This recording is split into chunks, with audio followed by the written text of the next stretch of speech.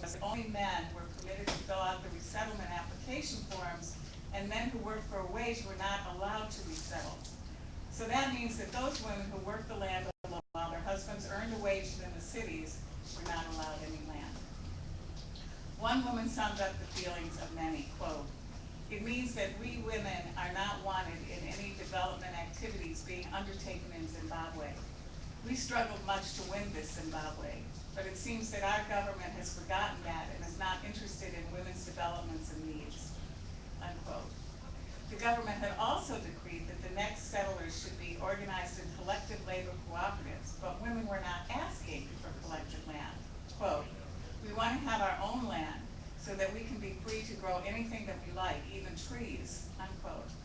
And another woman expressed how to her the fight for land and for new human relations go together. Quote, "We have no land ownership, but we need our own lands. We want to work with agricultural demonstrators and learn to improve our farming methods, but our husbands won't allow us to. If we owned our own land, nobody would be able to prevent us," unquote.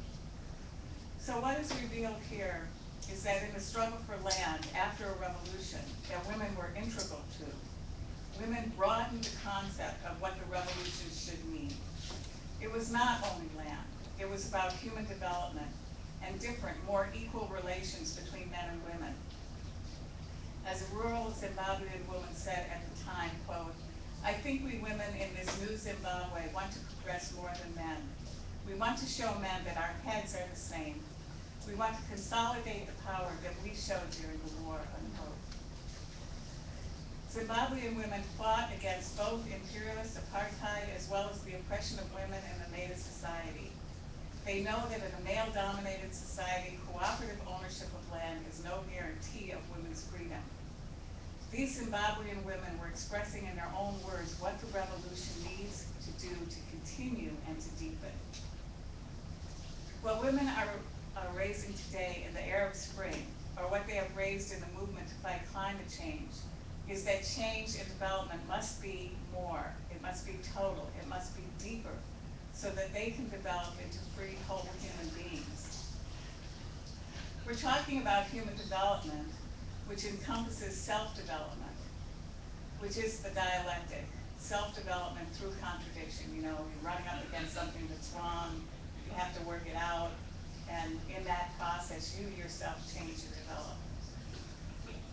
Another example of this is what women have experienced in the environmental justice movement. When I lived in Memphis, I was a member of a group with the ridiculous acronym of DDMTCCC, which stood for Defense Depot Memphis, Tennessee Concerned Citizens Committee. And this was begun by one woman, Doris Bradshaw, who became concerned when her grandmother died of cancer in 1995. She lost her grandfather 10 months later, which she found strange, and her family was long-lived. Doris and her family lived 3 blocks from the Memphis Defense Depot, a large tract of land that was housing and had buried all kinds of toxic chemicals and other weapons used for killing people. When she started, she knew nothing of pollution. She had a high school education, she worked in a bank. She ended up educating herself on what the Defense Depot was, what the chemicals were, what was stored there, how these chemicals and devices were tested and proven safe. I mean, they do this interesting thing while they test one chemical and say, well, you can tolerate so many parts per million of this.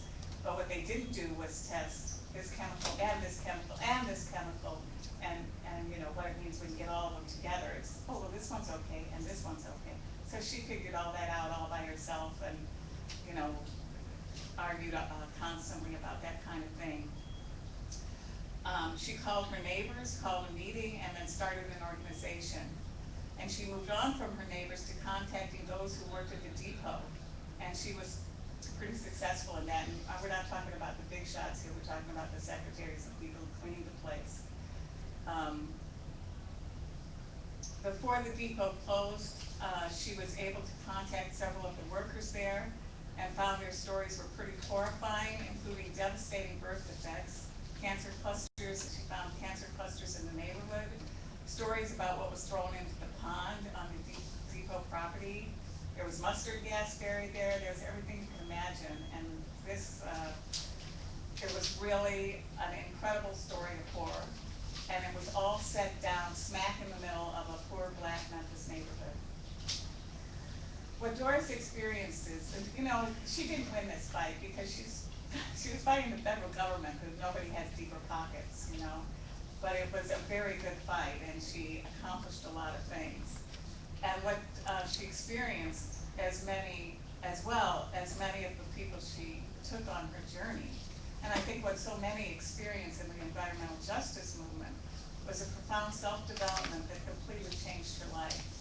She's a community activist in Memphis now, and her life will never be the same. And she'll be doing this for the rest of her life. And the last example I wanted to give, because I just sort of learned about it and it really impressed me, is the women barefoot solar engineers. And these are women usually in their 40s and 50s from isolated, impoverished villages in all kinds of countries, for example, countries in Africa, countries in Latin and Central America. And they go to the Barefoot College in India, where they learn how to fabricate, install, and maintain solar-powered household lighting systems in isolated villages. So the Barefoot College in India does not accommodate these students. They come from all over. They're speaking all these different languages, but what they speak at the college is whatever dialect or language they speak in India. So they have to learn to communicate through some English, because people always seem to know a little bit of English, through hand gestures, through drawings, and they're there for 6 months. They come to this completely alien environment. They complain about the incredible heat, the bugs, the different food that they have to get used to. But after 6 months, they come home as solar engineers.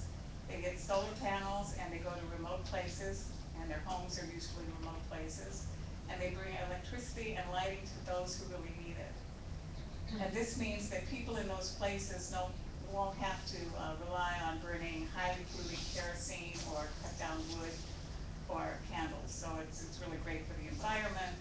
But in the process, they have profoundly changed their lives. And I think I was so impressed, because I don't know that I do that, you know. And you can believe that after they've gone through an experience like that, and they generated income as well for their work, they aren't going to take any crap from their husbands. So this is a transformative experience. So I wanted to put forth that it's these kinds of transformative experiences that actually make history. It is dialectics, this self-development through contradiction, recognizing that something is wrong, recognizing that something in the world needs to change, and working through that. And this is the kind of self-development that one wants for the world. And if you want it for the world, you're talking about revolution, because that's where that kind of development takes place on a mass scale. Luckily, we've been able to see that in the Arab Spring, how for a time it transformed the relationships between men and women on a mass scale. And it was such a profound change that now women are fighting tooth and nail to keep that change and stop any retrogression or counter-revolution from destroying it. Lastly, this self-development is so important to the individual who experiences it, that women have become like the canary in the coal mine when it comes to detecting the poison of counter-revolution. They are most often, first victims of counter-revolution, and they're the first to spot it and sound a warning and an alarm. And so, you know, that means we really should be paying attention. I think that's why it was important to see what it was the women in Zimbabwe were fighting for, and how they spotted that the revolution they helped make, which would not have been possible without them, was being taken over by Mugabe, who was not, and it was not going to mean their freedom. Women were the first to say, in fact, to scream in the streets in Iran in 1979, "We fought for freedom and got unfreedom." And another of the slogans that they yelled was, "At the dawn of freedom, there is no freedom." And this is, I think, what women are doing now in the Arab Spring. So I just wanted to sort of put that forth as trying to sort of talk about human development in maybe a little different way.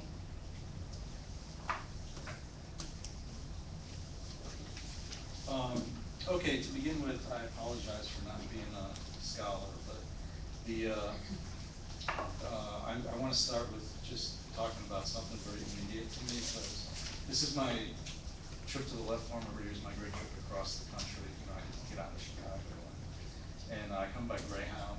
So this this year, as I'm waiting for the bus, I noticed something new, which was these huge police officers who looked essentially like professional wrestlers. You know, not only were searching everybody's bags, not mine, but they took the people who were going to St. Louis on the non-express bus. So I'm taking these were people with a little less money. They were searching everybody's bags and wanding everybody. You know, searching them to make sure they had no metal objects. You know, nothing after the Neolithic era on that person. So as they do this, you know, they make everybody form the cruciform position. And I thought, this is what America's really becoming now.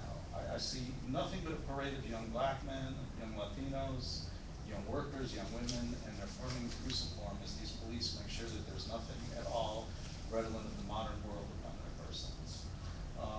This is disgusting, and all I can say is next time I'm in this position, and I recommend this to other people, I'm going to say, I am Spartacus.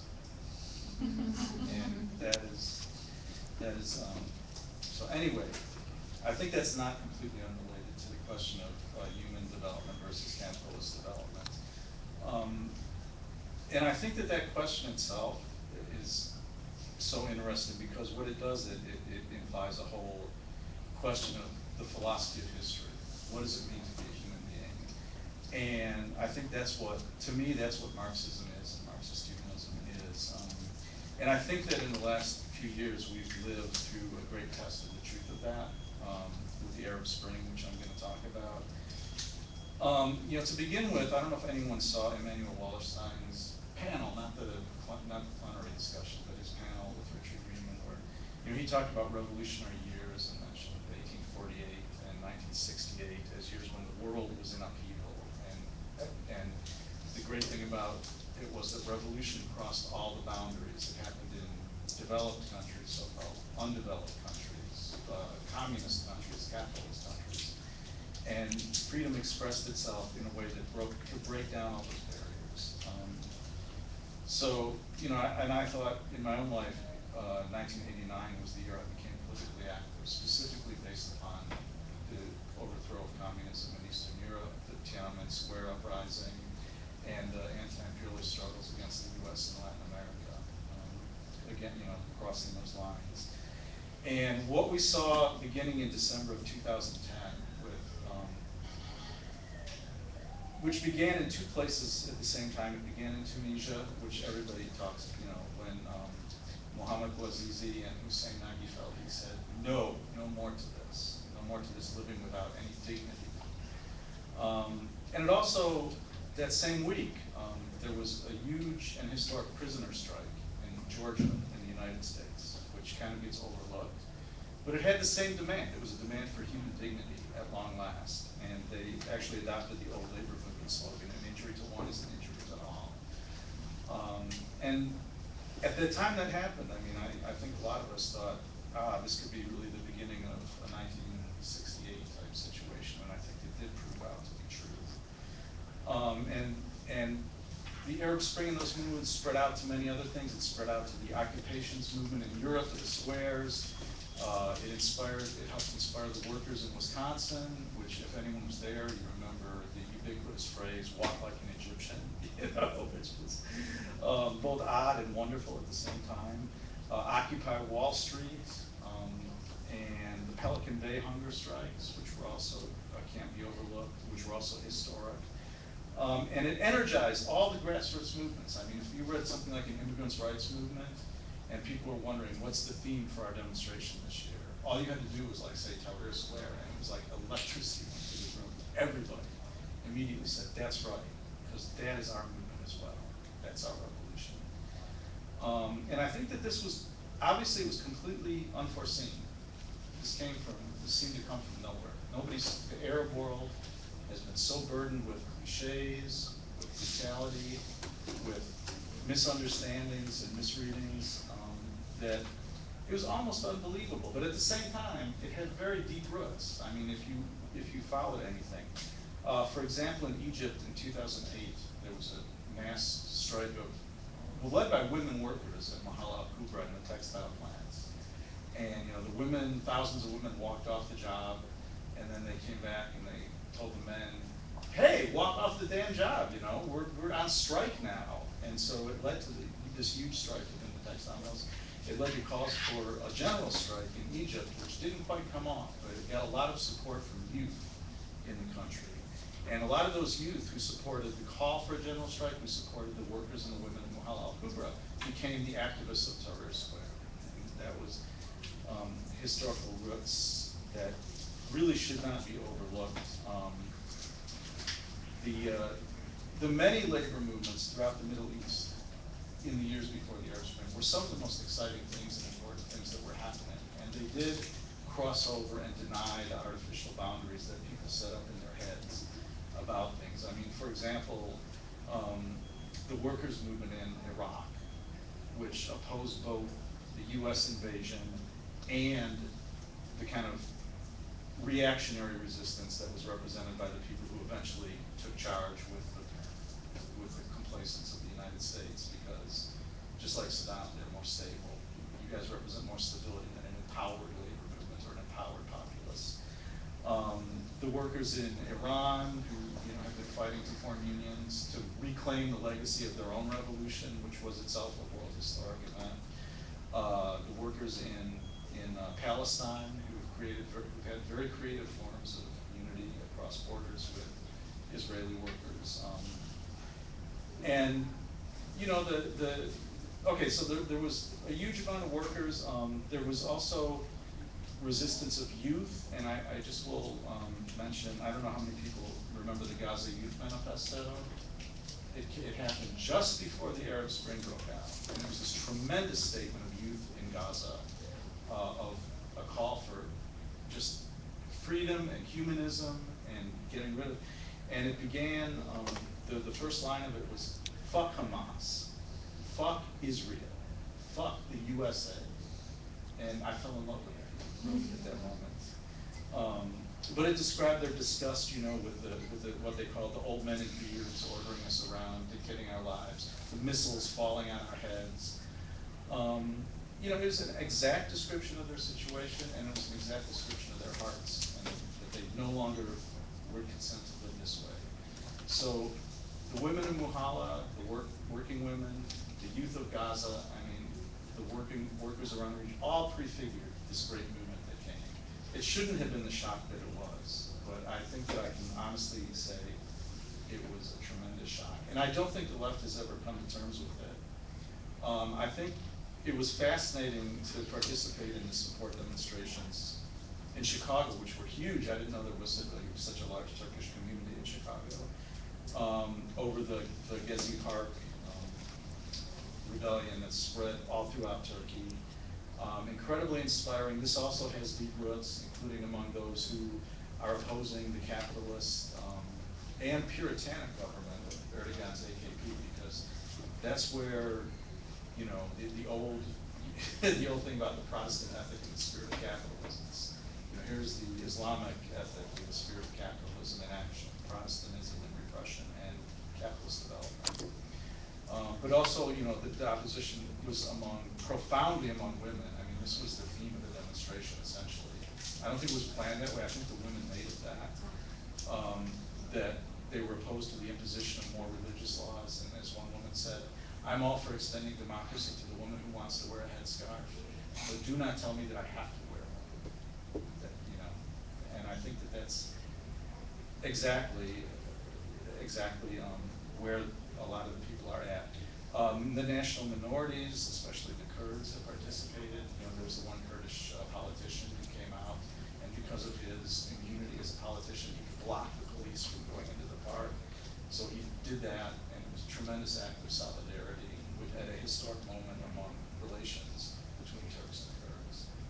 Among this, and also there's deep roots among intellectuals in Turkey over this, both of the fact that there's a tremendous leftist tradition, a tremendous secular tradition, and that Turkey is one of the worst places in the world to be a journalist. That there's an incredible repression against journalists, and there are like, I don't know the exact numbers in prison, but it's one of the higher levels of imprisonment of journalists.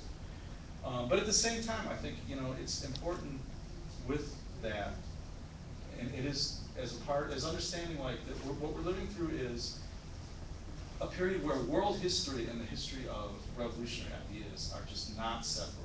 And I think in that it's very important to see that 2013 is not the same as 2010 and 11, because, for two reasons. Because, and they're both history that has intervened in between. Number one, when the Arab Spring arose, it put the rulers of the world back on their heels. They had no way. What the hell do we do about this? And what they came up with was actually very intelligent. It was kind of brilliant. What we need is a kind of moderate Islamism, pro-Western Islamism, patterned after nothing other than Recep Tayyip Erdogan's political party, AKP. So the Ennahda party in Tunisia was encouraged to become this party. The Muslim Brotherhood in Egypt, which had certain different tendencies, but they were encouraged to become the moderate Islamist party of Egypt. And the fact that there's this tremendous movement in Turkey against Erdogan's party, the model that was presented as the alternate to the revolutionary model for the Arab Spring, is like hugely important. That should be drawn out, I think. That should be emphasized. I mean, if there's any role for people who are like revolutionaries, it's not to tell people what to do, because they do it. People do it. People rebel. But sometimes you have to like draw out, there's more meaning to this than people are seeing, like we should have been doing and could have been doing with all the strikes and youth rebellions. But it's hard to do ahead of time, so I'm not going to take the blame. But the second reason is because the other reaction that's happened to the Arab Spring, which you've seen at its worst in Syria, has been that repression has actually extended itself to genocide. I mean, the people of Syria rose up and demonstrated peacefully month after month after month, and were shot down month after month after month by the thousands. They were tortured, brutalized, raped, and they kept asking the world to come to their aid. And the world didn't. And I think that this is very significant because, first of all, not only is there genocide happening to the people of Syria, but now there's a prospect of a wider regional war, which always existed. And again, think back a few years. It wasn't only the big rulers of the world that were put back on their heels by the Arab Spring. The rulers of Israel were terrified that a Palestinian civil rights movement type situation would arise, where people would just, instead of like doing bombings or something, just march in and occupy. They were terrified of this. And they did shoot down some people, if you recall, at the beginning of it, to prevent that, but they didn't want to do that. The government of Iran was terrified because in 2009, they saw their own people rise up. And they also had their own history of having the revolution hijacked, just as people are trying to do with the Arab Spring revolutions. Saudi Arabia, how are they going to keep the little hideous theocracy that they have when all the people around them are now free and like deciding their own fate? It just won't work anymore. So all of the regional powers, and now each of those regional powers is engaged in tremendous violence, but just enough violence to keep the situation, what is the US like? Stable. They're keeping it stable. The stability being like visited upon the people of Syria as genocide. So this is, just an incredibly horrible situation. But what we've been dealing with throughout the whole thing is a point that Karl Marx made in one of his early essays. And he said, he was talking about the difference between the revolt of workers and other people, and if he would have been with us today, he would have said workers and women, except he was an old guy. So don't blame him. Um, but he said, however partial the industrial revolt may be, it conceals within itself a universal soul. Political revolt may be never so universal, but it hides a narrow-minded spirit under the most colossal form. So that, vague calls for, hey, we want democratization. These end up being narrowed down to the moderate Islamist party, to the Reformed Communist Party, to, God forgive me, Barack Obama. This is where it ends. But the spirit that's expressed by workers who rebel is actually an expression of a revolt against the entire authoritarianism and totalitarianism that the modern world is built upon. That's the structure that it's built upon.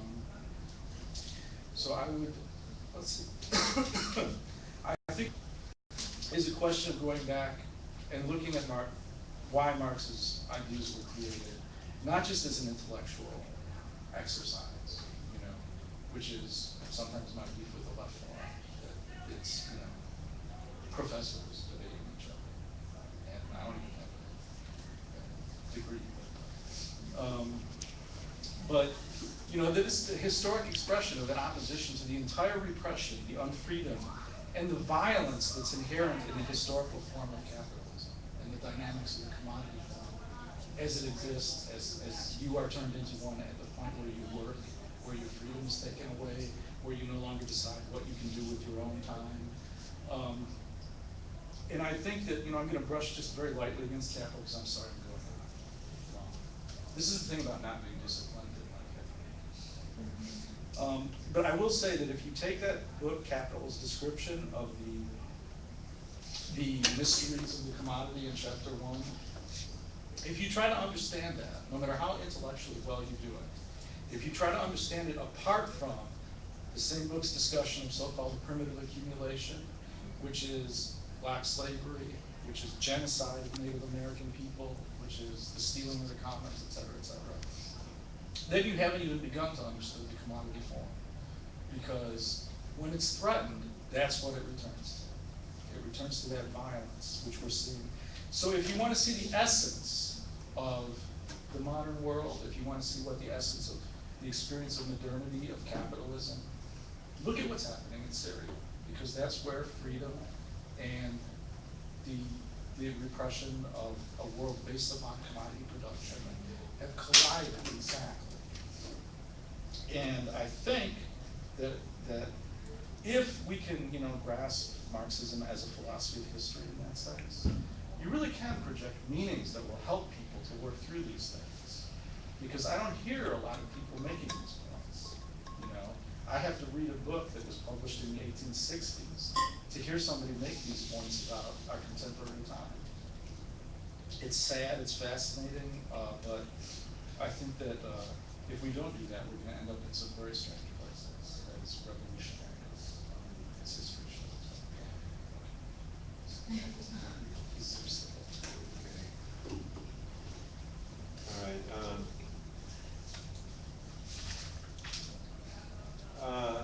Well, all over the world, there are movements with participants openly asking what kind of development we need, often explicitly rejecting capitalism and its type of development.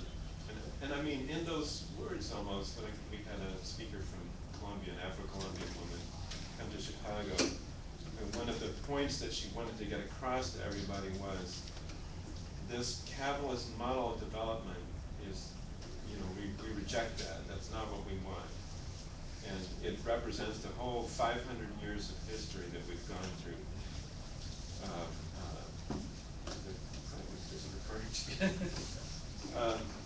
Okay, so first, let's briefly consider what is considered development in capitalist society. Its boosters claim that it lifts people out of poverty and improves their lives. The factory building collapse in Bangladesh in April, which killed over 1,100 people, casts an entirely different light on it. There, the opportunity to risk your life for minuscule pay and live in small, crowded rooms in polluted cities is what capitalism calls development. And right now, 40% of Dhaka's 17 million people live in slums, which are beginning to swell with climate change refugees. In the US, the richest land in the world, so-called economic development generally coincides with blackmail. Do you want jobs? Then let businesses poison your air and water, cut your wages and benefits, displace communities, and get tax breaks that translate into closings of schools and clinics and cuts in assistance to poor and homeless people. Now, how is capitalist development expressed in relation to climate change? Despite the 1992 treaty setting a goal to reduce greenhouse gas emissions back to 1990 levels by the year 2000, the rate of emissions has actually climbed every decade, hitting a new record last year. Last month it was announced that carbon dioxide levels in the atmosphere have passed 400 parts per million for the first time in 3 million years, long before humans existed. Um, the historical trend that scientists have documented reveals that energy use and greenhouse gas emissions have grown together with the accumulation of capital. This is important to note because it's often viewed in terms of population growth or standards of living, but really the factor that it really most closely determines the rate of climate change is the growth of capital. Um, we have to confront the role of capitalism. We can't pretend that humanity can get off this suicidal course without fundamentally transforming our way of life. It means that capitalism can't be just a phrase. We have to understand what it really is, because what claims to be a socialist alternative can be just another form of capitalism. State capitalist Russia was every bit as environmentally destructive as the US. And today's most celebrated alternatives are not so alternative when you look more closely. First of all, let's talk about the absolute general law of capitalist accumulation that Karl Marx discovered. Now, this is what Raya Dunievskaya singled out as the law of development of capitalism. This is what Marxism and Freedom over here on the table. It sort of develops that, but she's the one who founded Marxist-Humanism as a philosophy, and worked out the theory of how Russia was a state capitalist society and not socialist. So in brief, what Marx said about his law was, accumulation of wealth at one pole is at the same time accumulation of misery, agony of toil, slavery, ignorance, brutality, mental degradation at the opposite pole. That is, on the side of the class that produces its own product in the form of capital. As long as the capital relation prevails, capital itself, or accumulated, dead, alienated labor, builds itself up at the expense of human workers.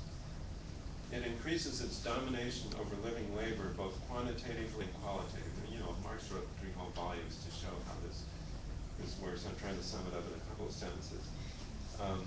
The real relation of capital is the domination of dead labor, or capital, mainly in the form of machines, over living labor.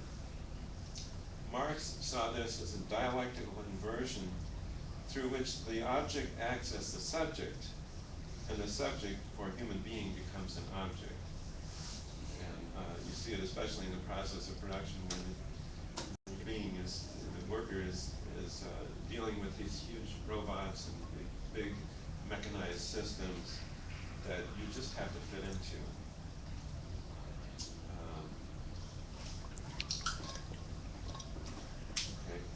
Okay. At the same time, this accumulation produces the gravediggers of capital, the working class, including the growing army of the unemployed. Marx foresaw in Capital that only freely associated labor could end the domination and lay the basis for a new form of development. What should be clear is that, as Marx wrote, capital allows its actual movement to be determined as much and as little by the sight of the coming degradation and final depopulation of the human race as by the probable fall of the earth into the sun. What is needed is a new way of life, a new kind of development.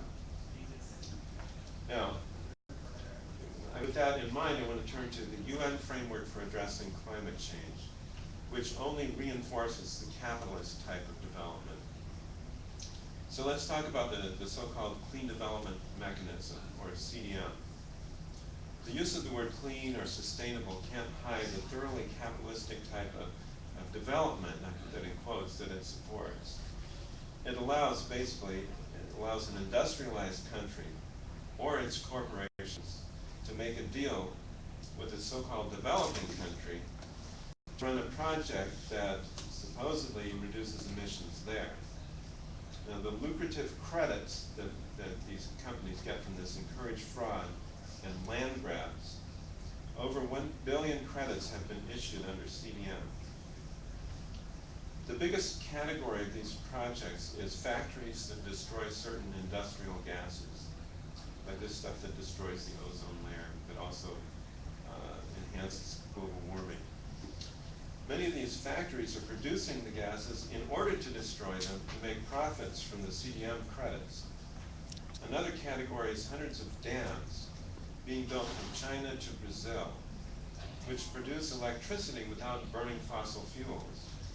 The end result is that the sponsors, such as especially electric utilities in Europe, receive credits allowing them to increase emissions, while governments receive subsidies to construct dams that they wanted to build anyway, in the process forcing thousands of farmers and indigenous peoples off the land and often destroying their way of life.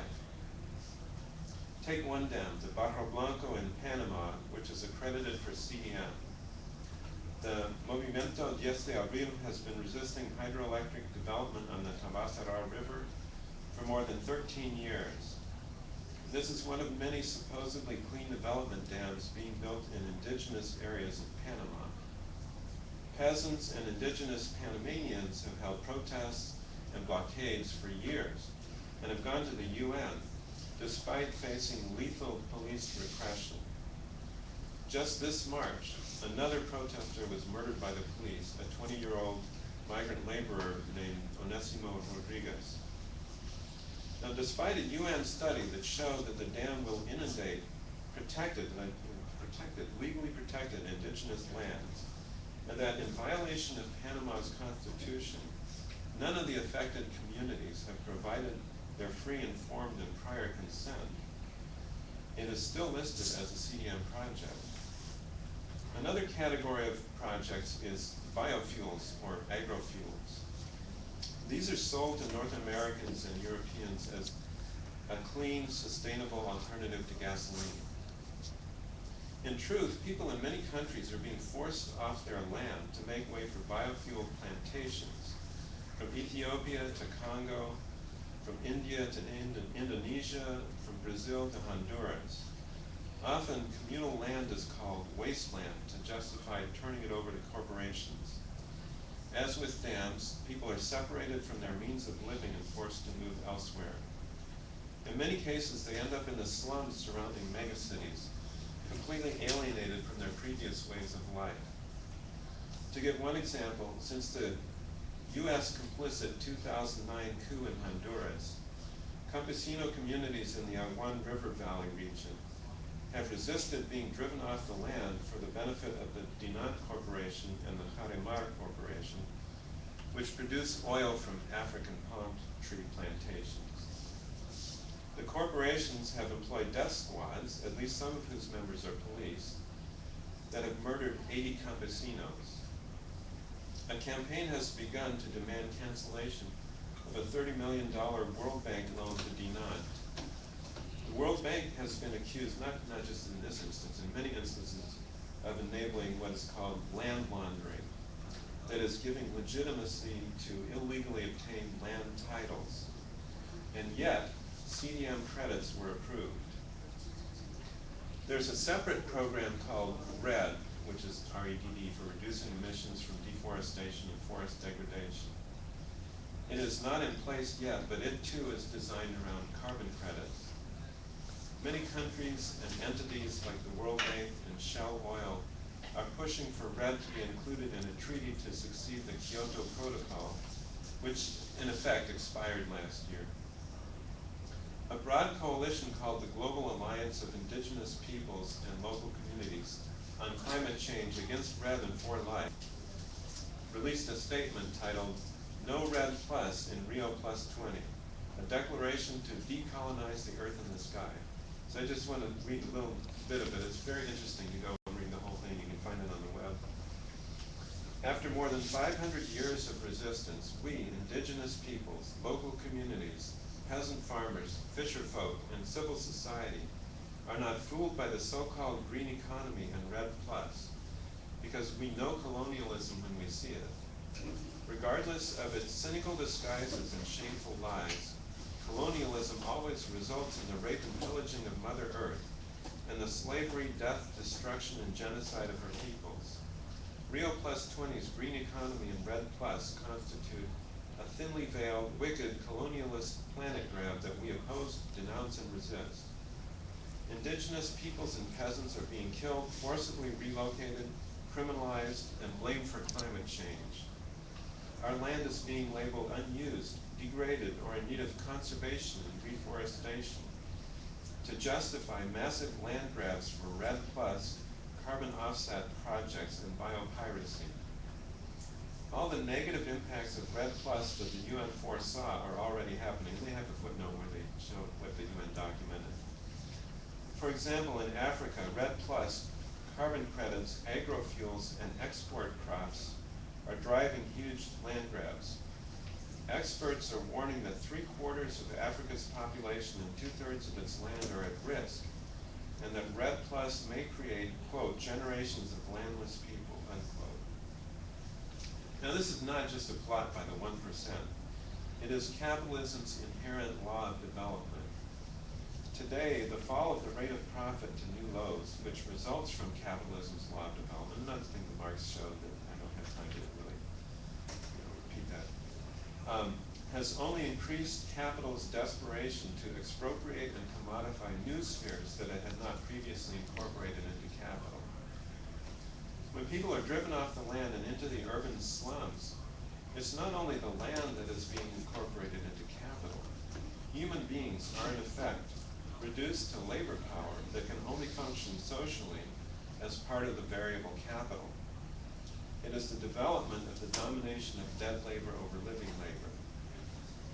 It is these actual social relations, relations of production, forms of labor, relationship to the land, and other means of production, by which we can judge what must be uprooted, and to what extent any society has or has not moved to a path of development that breaks from capitalism's never-ending growth of capital, or as Marx put it, production for production's sake. Social movements from below have put to the test not only the openly market-centered mechanisms of CDM, RED, the World Bank, etc., but also the statist national governments that claim to be building socialism.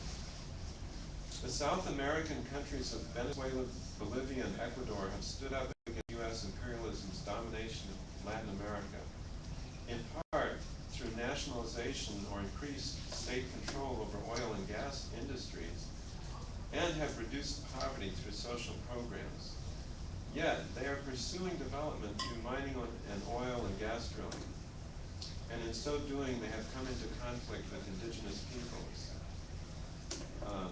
I only have time to take up Bolivia, which I think is especially relevant considering that one of the speakers of the closing plenary is the Vice President of Bolivia.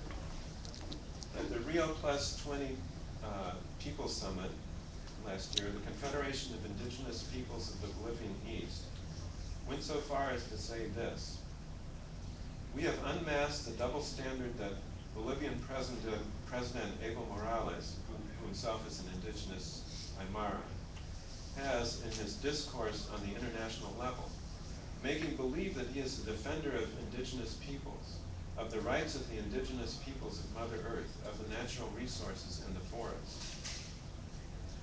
One of their struggles is against the government's construction of a highway going through the indigenous reserve called Tipis. They say that the government held sham consultations with selected people from the indigenous communities, using deception, manipulation, and co-optation to gain the appearance of agreement. And if you if you read this really long thing that the Vice President Alvaro Minero Garcia of Bolivia wrote, attacking the indigenous who were resisting, he holds up these sham consultations that these, you know, this group is denouncing. He holds that up as the proof that, you know, people are really behind it. More recently, a general strike broke out in May, initially over low pensions, by thousands of miners and factory workers, health workers, teachers, and others. Over 30 blockades were set up across the country, which police attacked, shooting and arresting some workers. The, in quotes, revolutionary government of Evo Morales declared the strike illegal and smeared this challenge from the left by calling it a coup attempt to equate it with the right-wing opposition.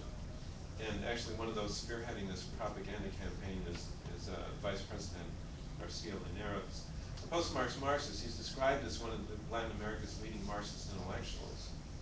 And in this piece that I mentioned, he quotes Mao to portray the strikers as well as, well, this piece is especially against the independent indigenous movements, but to portray them as counter-revolutionary, using a particularly infamous piece that Mao wrote to do the same thing in China. Time only permits me to sum up now by underscoring the seriousness of the question of what constitutes a genuine alternative to the capitalist model of development. As News and Letters put it in the draft perspectives thesis in our May-June issue, that's the one over there with the red on it. If humanity is going to create an alternative, non-capitalist path of sustainable human development, we cannot afford to mistake yet another form of state capitalism for socialism. Struggles from below show that many forces of revolution are reaching for those new paths of development and are not going to be satisfied with state capitalism.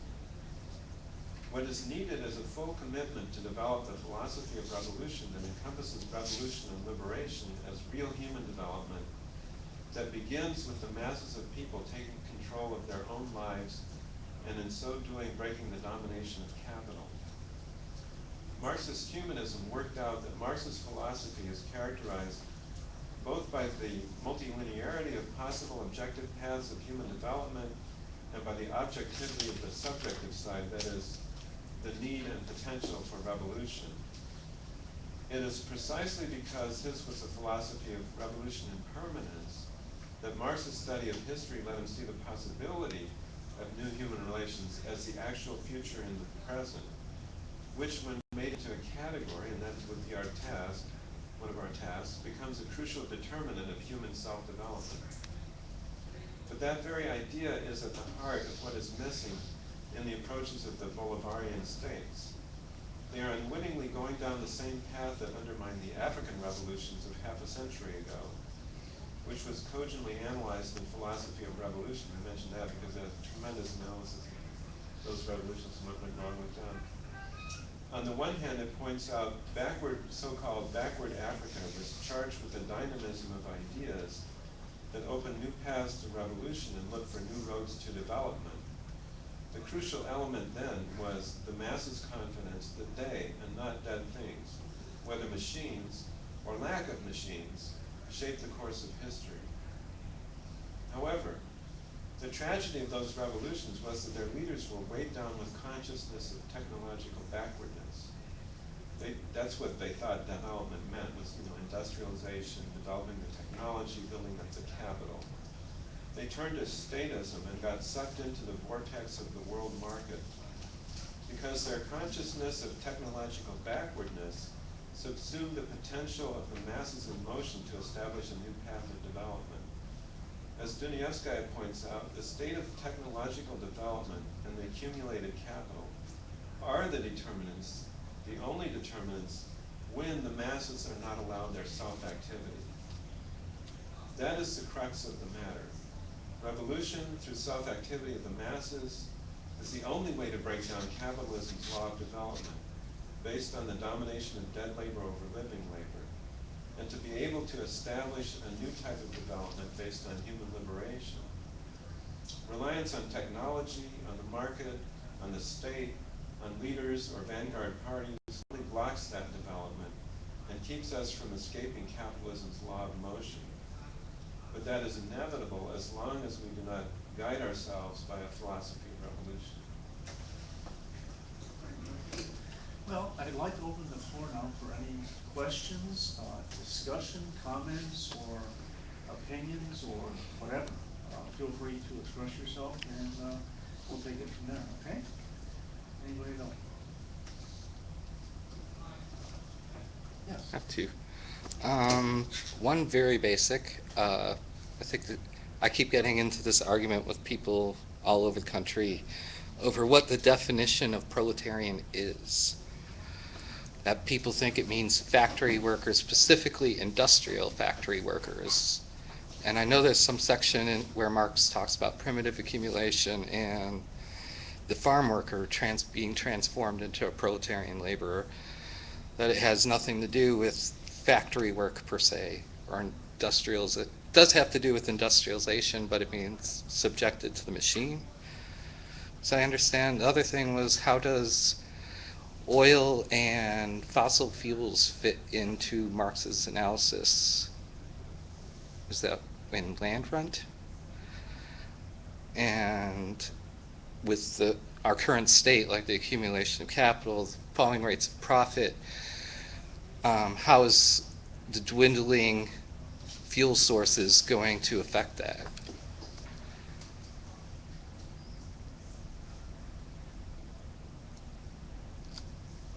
Do you want me to answer that or I have more guess, discussion or?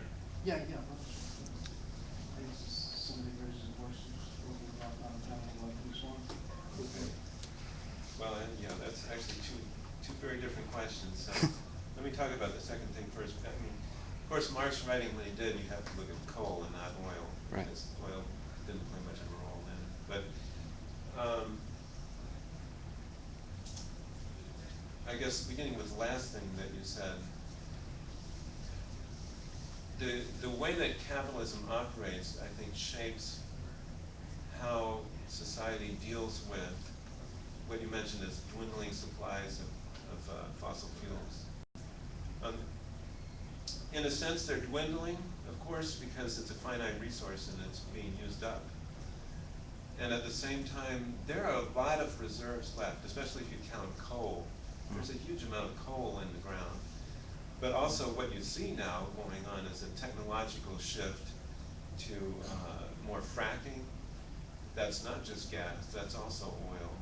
Towards tar sands oil in Canada, because these things used to be economically prohibitive, therefore they weren't considered economic reserves of fossil fuels. Now they are. So Is that because of the capitalism is rising not going to price? run out of fossil fuel. As long as it goes on, I mean, unless there was some huge technological revolution, which everything I see in the way that capitalism has been going, politically and corporate-wise, they're not letting it happen. But they're just going to keep going to more and more difficult sources, which destroy the climate faster instead of Right. running out of oil is not going to save us from any of the terrible things, Right. you know. So I don't know exactly what you have in mind with the thing about Marx's concept of fossil fuels. Obviously, if you read Capital, he makes a big deal about how the use of steam power powered the Industrial Revolution. So it made a huge difference, this technological development, to be able to go into machines, basically, and really have the capitalist mode of production.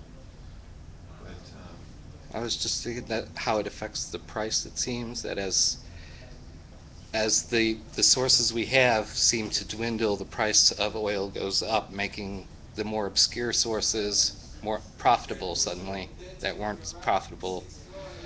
I don't, if, as I understand it, Marx says that this process continues until it reaches an exponential growth in price. As the source in land rent, he says, as the source dwindles, eventually you reach a point where it like goes exponential and then to zero or something like that.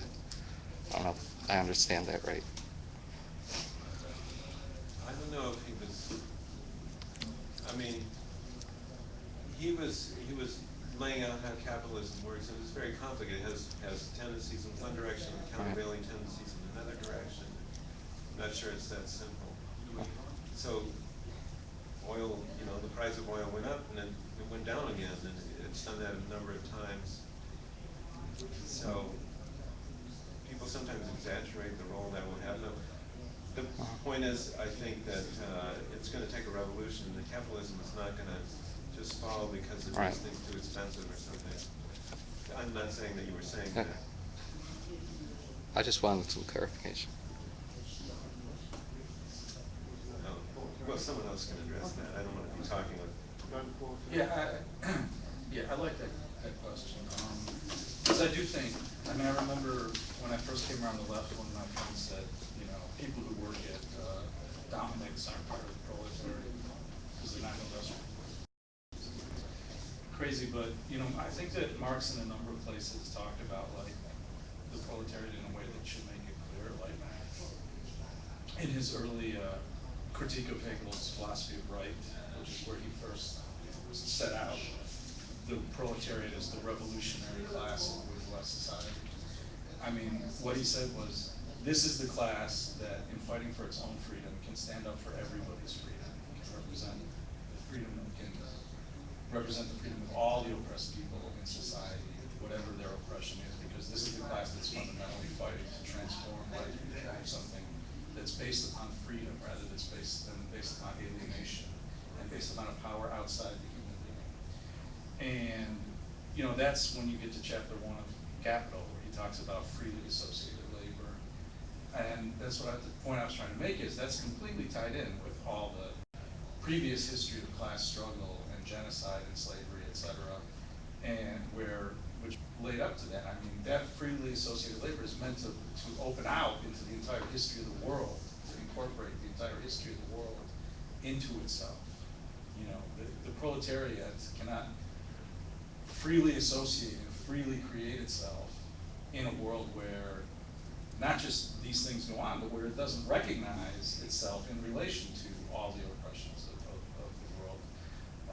And then, again, in the critique of the Gotha program, where he talks to where the German socialist movement of the time has said, compared to the proletariat, and this is what reminds me of the left, is that compared to the proletariat, everything else is just one reactionary mass.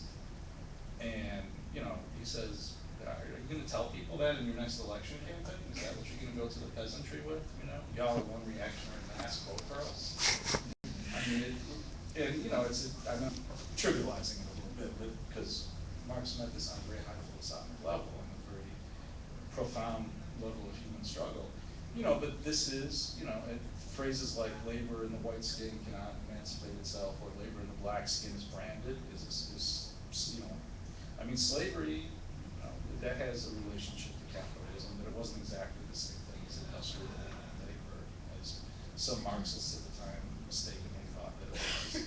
And so said, I'm against both the North and the South in the Civil War, you know, because, you know, because hey, capitalism is just another form of slavery. They had it exactly backwards, and so their political position became exactly opposite of what they should have had, and what history has vindicated, I think. Despite the Ron Paul peoples, the nostalgia for the Confederacy that some people still seem to have. I think most people agree now that it was good that the South was destroyed in the Civil War. So I think that it's a really good question of what is the proletariat, because the proletariat is not something that has an eternal definition to itself. The proletariat is the struggle for freedom historically of humanity opening itself up through a particular specific moment in history, a specific class that exists at that moment. And again, I mean, I think it's why Marx said it's the bearer of philosophy. That the proletariat has become the inheritor of German philosophy, which was universal history, et cetera, et cetera.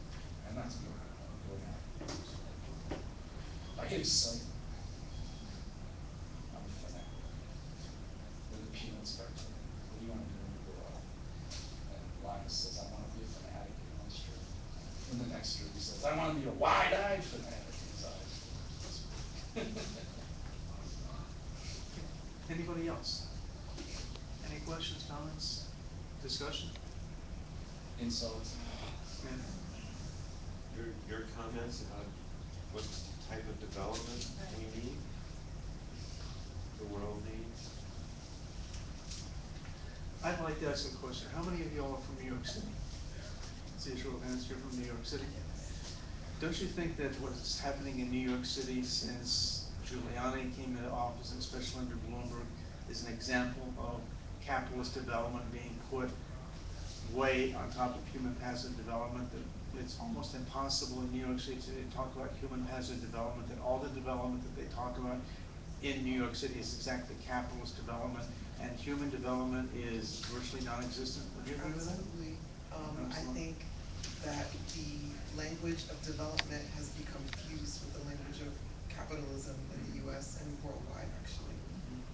Right. Because you can't you can't really separate the two. And I attended a panel earlier on NGOs, development, and accountability, and NGOs have become sort of corporate structures within that whole development regime. So, yeah. Right, for example, I live in a neighborhood called Astoria. In Astoria, they're saying, well, Astoria, Long Island City is a developing community. You know, we're a developing community. Well, there's high rises going up everywhere. There's new apartment complexes going up everywhere. Yeah. In my neighborhood, they want to put up a whole row of 35-story tower apartment buildings that could people could see Manhattan from across the East River. And they said, well, we're trying to develop the community. And Right? the same thing happened in Harlem. In what? In Harlem. In Harlem, exactly, Where exactly. I can no longer afford to live. Exactly, Yeah, exactly, right. I was amazed when I saw that. Yeah. So for anybody else who has never spent time in New York City would be a model example, especially under Bloomberg, of the promotion of capitalist development at the expense of all human development. Everything that relates to the development of human beings, of human communities, of a sense of solidarity among people is put down, and everything that promotes capitalist development, the bigger the building, the better, the more gentrified the neighborhood, the better the neighborhood. Wouldn't that be? The Would you more agree with me? Starbucks you have. Exactly, Yes, exactly. absolutely. You know, Does anybody know the story of the building across the street from here that what the famous European architect built it? But have you actually looked? If you look closely at it, it grows up out of the top of this building that says school on it. And I asked somebody what the story of that is, and it's like, it sums up what you just said, because it's like, in order to be able to build this building, Bruce Ratner, who is the development guy, he had to agree to put up also the school building, which is like around the building, and takes up the first couple floors, and then the rest of it is all profit, and then the hospital building on the corner.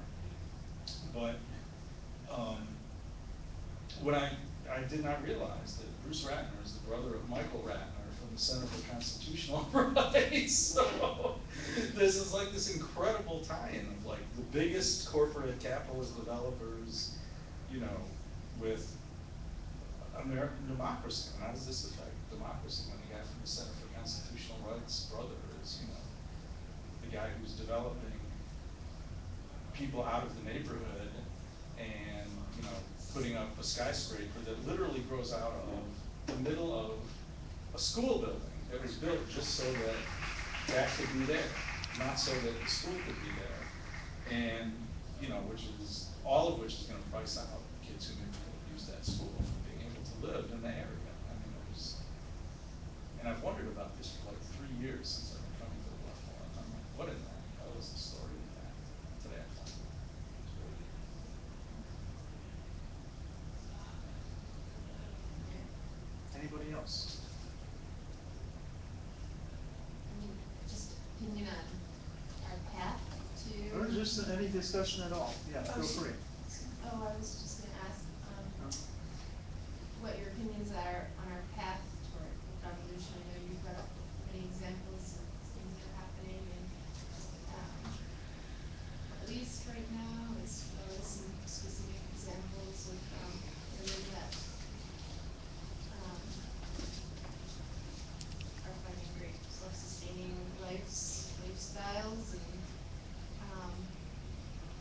general statement, what you think we generally can play in that path towards revolution. You're asking what can we do in that path towards revolution? I just Right. didn't hear you well, Yes, yeah. yes.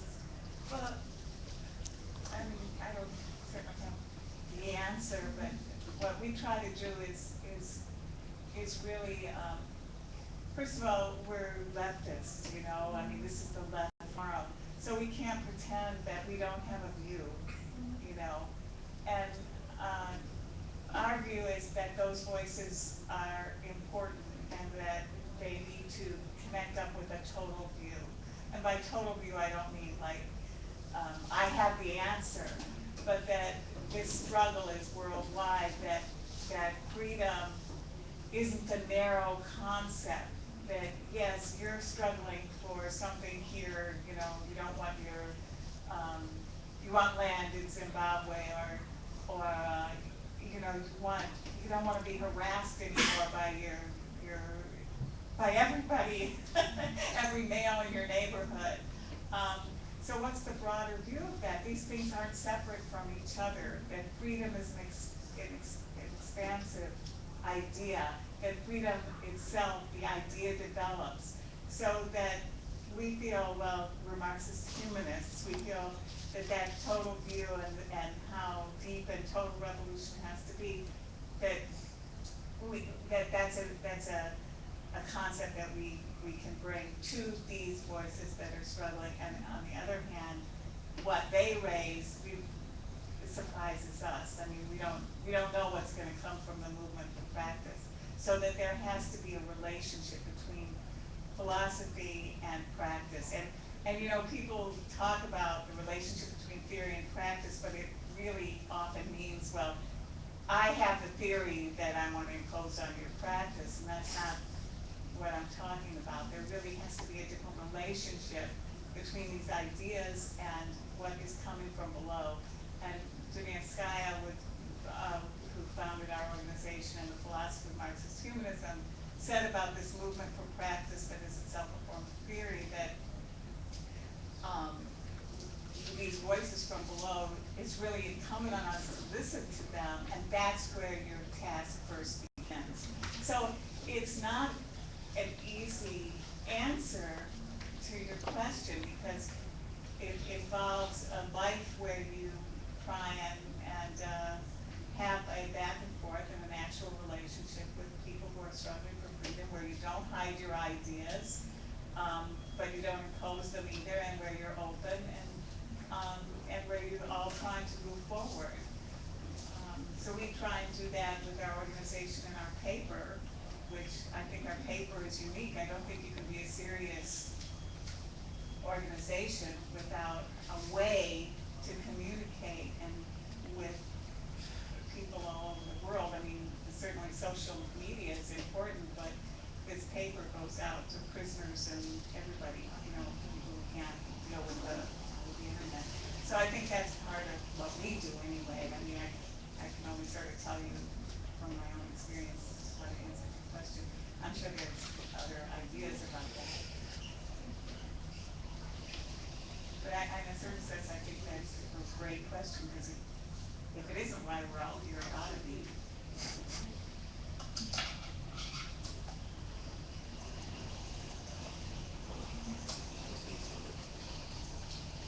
I think one of the really important things too is just that, sorry, Okay.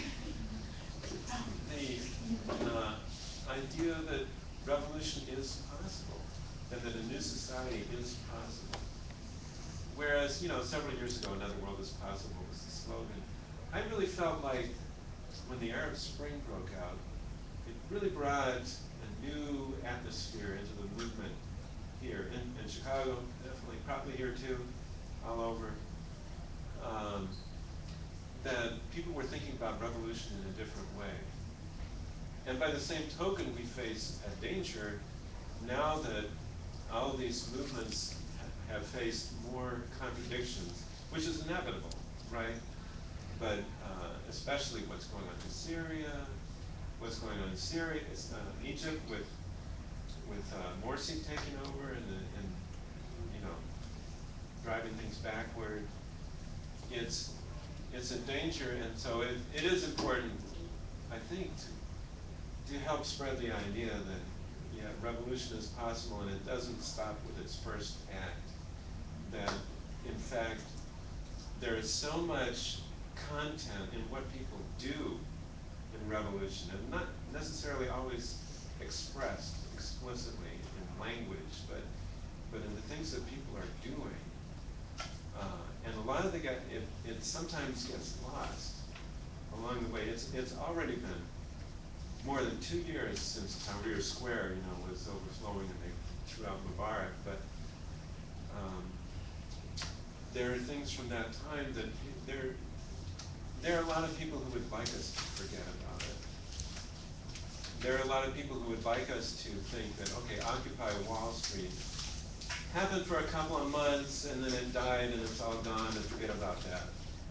I don't think everything is dead and gone, but it's so important for us to bring out the fact that that history is living, it is with us, that potential still exists, and that the ideas themselves are such a force that philosophy can be the determinant to whether we go to a new stage or not. Because it is difficult. Whenever there's a revolution, you have to go through so many negations before you can get to something new. And we haven't even gotten to the point where anyone can claim that they've overthrown capitalism. But at the same time, there's so much that's going on. Even these countries that criticize the governments, Bolivia, Venezuela, Ecuador, and those governments all call themselves revolutionary. But there's something going on in all of those countries that's not restricted to what's going on in the government. It's so much deeper at another level of society that you can't just dismiss everything either. So that there's an incredibly important debate going on about it in each of these countries that we should be a part of. I mean, I hope that someone gets up at the closing plenary and says, why is Alvaro Linares Garcia, the representative of Bolivia here, when he's involved in a government that's repressing the movements that are going on now? I hope someone asks that question, you know? That's, to me, one of the problems with the left now is that Where we're coming from. But